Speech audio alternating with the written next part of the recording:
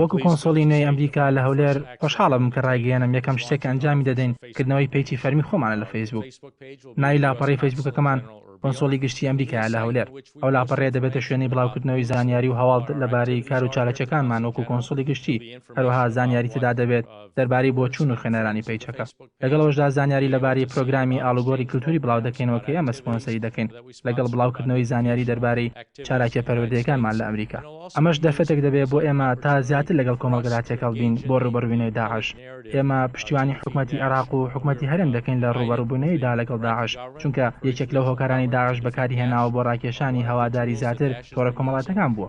بۆیە زۆر بەلامانەوە گرنگە کە ڕوبەڕووی داعش بینەوە ڕێکخراوێکی تیرۆریستی.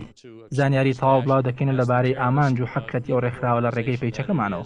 هیوادارم کە هەواداری زۆرمان هەبێت لە هەرێمی کوردستان، ئەوانەشی کە دەبنە فانی لاپەڕەکە بۆ فێربوونی زمانی ئینگلیزی دەتوان سوودی لێ وەربگرن.